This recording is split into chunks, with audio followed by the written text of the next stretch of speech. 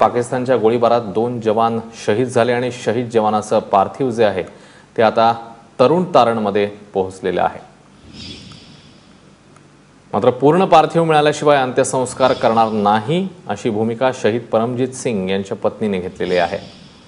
पाकिस्तानच्या गोळीबारात काल 2 जवान शहीद झाले होते, ज्याच्यामध्ये परमजीत सिंग हे देखील शहीद झालेले होते आणि त्यांच्या पत्नीने आता अशी भूमिका घेतली की पूर्ण पार्थिव मिळाल्याशिवाय आपण अंत्यसंस्कार करणार नाही। आणि ही काही वेळापूर्वीची दृश्य आहेत। शहीद परमजीत यांचं पूर्ण पार्थिवच आपल्याला मिळायला हवं, तोपर्यंत अंत्यसंस्कार होणार नाहीत अशी आग्रही भूमिका शहीद परमजीत सिंग यांच्या पत्नीने घेतली आहे। प्रशांत कदम आपल्या सोबत आहेत, आपले प्रतिनिधी। प्रशांत, तुझ्याकडे काय अपडेट्स आहेत या संदर्भात?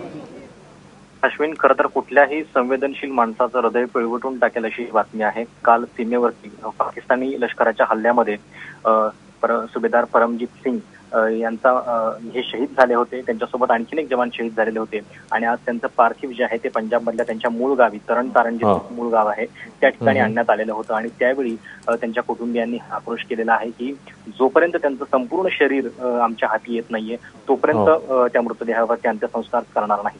खरं तर युद्धभूमीमध्ये किंवा युद्धामध्ये कुठल्याही सरकार असेल किंवा कुठल्याही बाजू असेल तर युद्धाचे किमान संकेत पाळणं हे अपेक्षित असतं, मात्र पाकिस्तानकडून तेही होताना दिसत नाहीये। काल ज्या पद्धतीने त्यांच्या बॉर्डर ऍक्शन टीमनं हल्ला केला होता 2 जवानांच्यावरती आणि त्यांचं शीर जे आहे ते पाकिस्तानचे हे बॉर्डर ऍक्शनचे जवान आपल्या सोबत कापून घेऊन गेलेले होते।